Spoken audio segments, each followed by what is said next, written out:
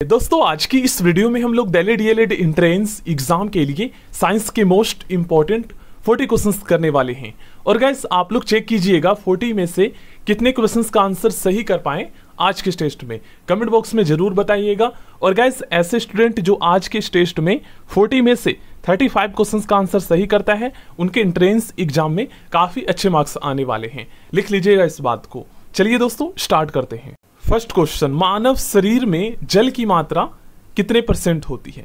देखिए वैसे तो 60 से 70% होता है, बट गाइस ऑप्शन में नहीं दे रखा है, तो इसलिए इस क्वेश्चन का सही आंसर होगा ऑप्शन डी 80%, ठीक है, क्योंकि इसके आसपास और कोई ऑप्शन है नहीं। नेक्स्ट क्वेश्चन, मनुष्य का सामान्य तापक्रम लगभग कितना होता है? दोस्तों मनुष्य का सामान्य तापक्रम अगर फ़ारेनहाइट की बात की जाए तो 98.6 डिग्री होता है फ़ारेनहाइट में, ठीक, 98.6 डिग्री। अगर आपसे सेल्सियस में पूछा जाए तब आपको बताना है 37 डिग्री सेल्सियस, ठीक है, ये सामान्य तापक्रम होता है। मानव शरीर में भोजन मुख्यतः कहाँ पर पचता है? तो दोस्तों ये जो है ना छोटी आंत स्मॉल इंटेस्टाइन में पचती है, ठीक ना, स्मॉल इंटेस्टाइन में पचता है। मनुष्य लोहा किससे प्राप्त करता है? दोस्तों मनुष्य लोहा आयरन जो है ये पालक से प्राप्त करता है।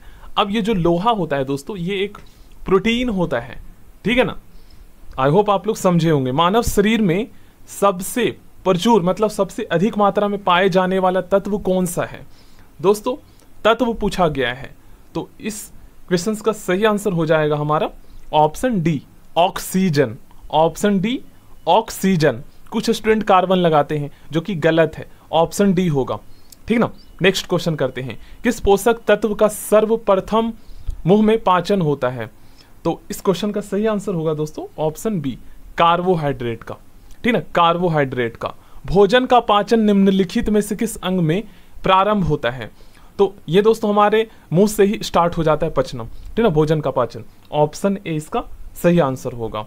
आगे बढ़ते हैं, शरीर में सबसे बड़ी हड्डी कौन सी है? सबसे बड़ी जो हड्डी है दोस्तों ये हमारी फीमर, ठीक है, सबसे हड्डी फीमर है जो कि जांघ की हड्डी होती है, और सबसे छोटी स्टेपिज है जो कि कान की होती है। मानव शरीर का सबसे बड़ा आंतरिक अंग कौन सा है? तो गाइस मानव शरीर का सबसे बड़ा जो आंतरिक अंग है यह है यकृत, लीवर, ठीक ना, और ये ग्रंथि भी है। सबसे बड़ी जो है एक्सोक्राइन ग्लैंड है, ये बहिर्स्रावी ग्रंथि। अगर आपसे पूछा जाए कि सबसे बड़ी इंडोक्राइन अंतःस्रावी ग्रंथि कौन सी है, तो थायराइड ग्रंथि है, याद कर लीजिए। और बहिर्स्रावी ग्रंथि में यकृत आता है, ठीक ना। मानव मस्तिष्क कितने ग्राम का होता है? दोस्तों ह्यूमन का जो ब्रेन का जो वजन होता है ये लगभग 1350 ग्राम के आसपास होता है, ठीक ना, 1350 से 1400 के आसपास। मनुष्य के मस्तिष्क का सबसे बड़ा भाग कौन सा होता है? दोस्तों मनुष्य के मस्तिष्क का ब्रेन का सबसे बड़ा भाग जो होता है ना ये होता है दोस्तों परम मस्तिष्क, जिसे इंग्लिश में सेरेब्रम कहते हैं। देखिएगा यहाँ पर आप लोग ध्यान से, गैस ये वाला जो आप पार्ट देख रहे हैं ना ये जो होता है लघु मस्तिष्क होता है, इसे इंग्लिश में सेरेब्रम कहा जाता है। और ये जो सबसे बड़ा वाला भाग देख रहे हैं ना इसे छोड़कर ये जो बाकी इस पार्ट देख रहे हैं ये ब्रेन का, ये होता है मस्तिष्क का सबसे बड़ा भाग, और इसे हिंदी में जो है ना परम मस्तिष्क और इंग्लिश में सेरेब्रम कहा जाता है। इंग्लिश में सेरेब्रम कहा जाता है। अब इनके क्या कार्य है आप लोग देख सकते हो, क्योंकि गाइस एग्जाम में क्वेश्चंस आते हैं कि परम मस्तिष्क जो है सेरेब्रम के द्वारा क्या कार्य होते हैं, तो ये सभी कार्य जो है हमारा जो सेरेब्रम करता है। अब यहाँ पर मैं आपको शो करता हूँ, देखिए यहाँ पर आप लोग ध्यान दीजिएगा, ये जो आप सबसे बड़ा वाला पार्ट देख रहे हैं हमारा ब्रेन का यह है दोस्तों सेरेब्रम, और लघु मस्तिष्क जो कि ये छोटा वाला पार्ट है पीछे में यह सेरेब्रम। अब इनका क्या कार्य यहाँ पर पढ़ लीजिएगा क्योंकि क्वेश्चंस आते हैं। बुद्धि का केंद्र किसे कहा जाता है? तो सेरेब्रम को कहा जाता है learning, judgement, speech and memory, problem solving, reasoning से संबंधित, मेंटल एबिलिटी, ये सारे हमारे सेरेब्रम में स्थित होता है। और सेरेब्रम क्या करता है तो यहाँ पर आप लोग पढ़ सकते हो। नेक्स्ट क्वेश्चन, शरीर में सबसे लंबी कोशिका कौन सी है?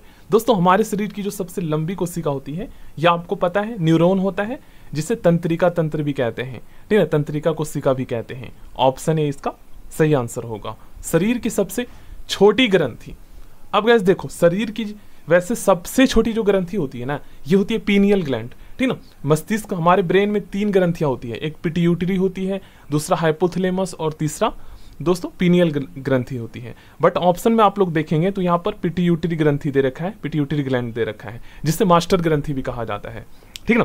तो ये यहाँ पर ऑप्शन में दे रखा है तो यही होगा, क्योंकि और बाकी ऑप्शन में है नहीं, ठीक ना। शरीर में मास्टर ग्रंथि किसे कहा जाता है, तो भाई पिट्यूटरी ग्लैंड को, क्योंकि ये अन्य ग्रंथियों को नियंत्रित करता है, ठीक ना। चलिए आगे बढ़ते हैं। नेक्स्ट, आप मानव शरीर में उपरोस्थित, जिसे इंग्लिश में स्टर्नम और ब्रेस्ट बोन कहते हैं, ठीक ना, ये कहाँ स्थित होता है, तो ये दोस्तों चेस्ट में, छाती में स्थित होता है, ठीक ना, स्टर्नम। आगे बढ़ते हैं। हम 1 मिनट में डैश बार सांस लेते हैं, 16 से 18 बार हम 1 मिनट में सांस लेते हैं। टीबिया नामक हड्डी दोस्तों कहाँ पाई जाती है, दोस्तों टीबिया नामक जो हड्डी है ये हमारे टांग में पाई जाती है। ऑप्शन 20 का सही आंसर होगा। वह अंग जो मानव शरीर में वाइल पित्त उत्पन्न करता है, ठीक ना, तो ये है दोस्तों लीवर, यकृत, ठीक ना, ये पाचक एंजाइम होता है। ऑप्थॉल्मिक संबंधित है, किससे संबंधित है, ये इंग्लिश का ही वर्ड है, तो ये संबंधित है दोस्तों आंख से, ऑप्थॉल्मिक, ठीक ना। मानव शरीर में कौन सा पदार्थ तत्कालिक ऊर्जा का मुख्य स्रोत है, तो तत्कालिक ऊर्जा का जो मुख्य सोर्स है ये क्या है दोस्तों, कार्बोहाइड्रेट, कार्बोहाइड्रेट। मानव रक्त का पीएच मान कितना होता है, दोस्तों मानव रक्त का पीएच मान 7.4 होता है, हल्का क्षारीय होता है, अल्कलाइन होता है, ठीक ना। मानव रक्त का पीएच मान 7.4 होता है। मनुष्य के हृदय की सामान्य स्पंदन गति प्रति मिनट कितना होता है, 1 मिनट में हमारा जो हार्ट है कितनी बार बीट करता है, धड़कता है, तो इसका सही आंसर होगा 72 टाइम, 72 बार। सर्वदाता रुधिर वर्ग, ठीक ना, यूनिवर्सल डोनेटर जो ब्लड ग्रुप है ये कौन सा है, तो गाइस देखो जो यूनिवर्सल डोनेटर ब्लड ग्रुप होता है ना, वो सभी ब्लड ग्रुप को जो है रक्त डोनेट कर सकता है, ब्लड डोनेट कर सकता है। तो गाइस देखो सभी को, एवरीवन को, तो एवरीवन में ओ आ रहा है, तो वो जो ब्लड ग्रुप होगा वो ओ होगा, जो एवरीवन को ब्लड डोनेट कर सकता है, यूनिवर्सल डोनेटर।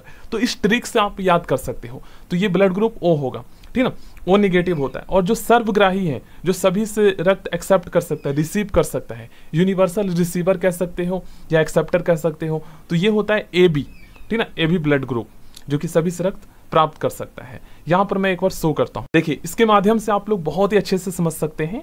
देखिए पहला वाला you can give blood to, और दूसरा वाला you can receive blood from, तो you can give blood to. अब देखिए यहाँ पर ओ निगेटिव जो ब्लड ग्रुप है एवरीवन को blood can give blood to, everyone को दे सकता है, तो इसे क्या कहेंगे, यूनिवर्सल डोनेटर, ठीक ना, ओ निगेटिव। अब उसके बाद आता है you can receive blood from, आप रिसीव कर सकते हो कौन कौन से ब्लड ग्रुप से, तो देखिए यहाँ पर ए बी जो, सॉरी एवरीवन ओ निगेटिव हो गया, जो कि ब्लड हम डोनेट कर सकते हैं, ठीक ना, ब्लड गिव हो गया। अब ए बी पॉजिटिव जो है ना, ये एवरीवन से देख लीजिए यहाँ पर रिसीव कर सकता है, you can receive blood from everyone. तो आपको पता चल गया दोस्तों, ए बी पॉजिटिव जो ब्लड ग्रुप है ये यूनिवर्सल रिसीवर होगा, और जो ओ निगेटिव ब्लड ग्रुप है ये यूनिवर्सल डोनेटर होगा। देखिए नेक्स्ट क्वेश्चन, क्वेश्चन नंबर 25, काफी ज्यादा डीपली पूछ लिया गया है। एक ए बी ब्लड ग्रुप वाला व्यक्ति किससे ब्लड दे सकता है, तो गाइस देखो यहाँ पर आप लोग देखिएगा, यहाँ पर आप लोग देखिए ए बी ब्लड ग्रुप वाला जो पॉजिटिव वाला जो व्यक्ति है ये किससे रक्त दे सकता है, तो केवल ए बी ब्लड ग्रुप को ही, ठीक है ना।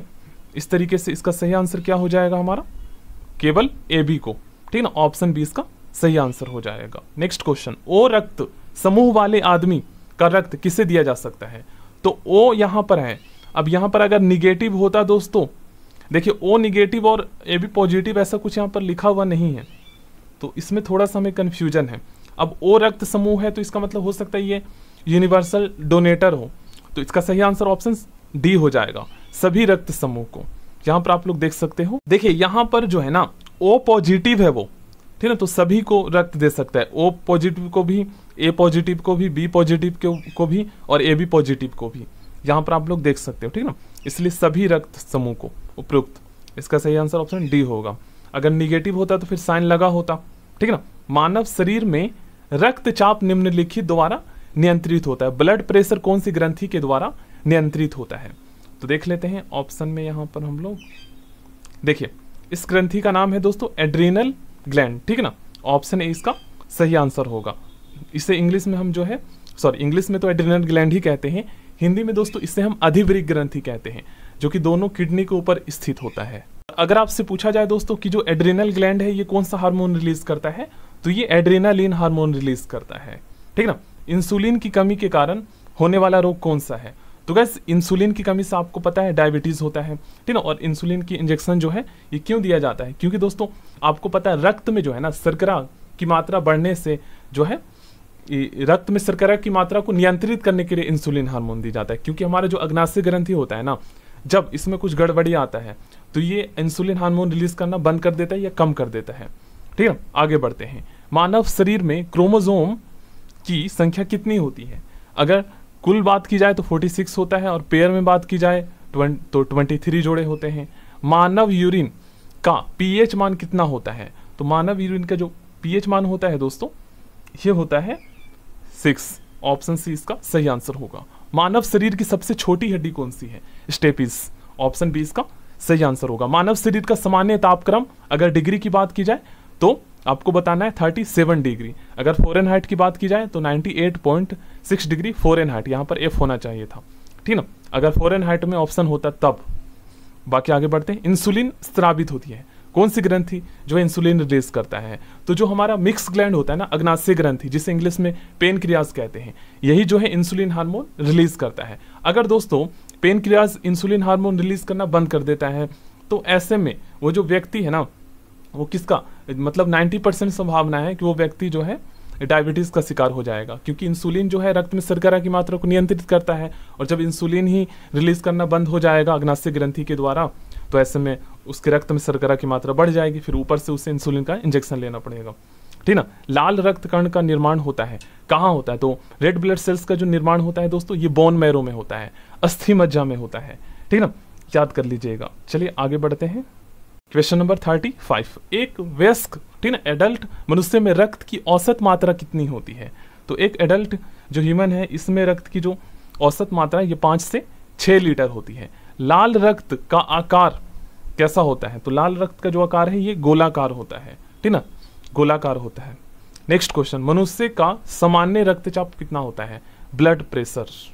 तो गैस देखो, मनुष्य का जो सामान्य जो नॉर्मल ब्लड प्रेशर है ये दोस्तों 120/80 मिलीमीटर ऑफ मरकरी होता है, मिलीमीटर ऑफ मरकरी, जिसे mm प्रति hg में मापते हैं, ठीक ना। रक्त को जमाने में कौन सा प्रोटीन उपयोग में आता है? विटामिन पूछा जाए तो आपको पता है विटामिन के, और प्रोटीन पूछा जाए तो फाइब्रिनोजेन, पढ़े थे हमने इससे पहले वाली क्लास में, फाइब्रिनोजेन, ठीक है। शरीर में हीमोग्लोबिन का क्या कार्य है? आपको पता है दोस्तों हीमोग्लोबिन की उपस्थिति के कारण ही हमारा रक्त का रंग जो है लाल होता है।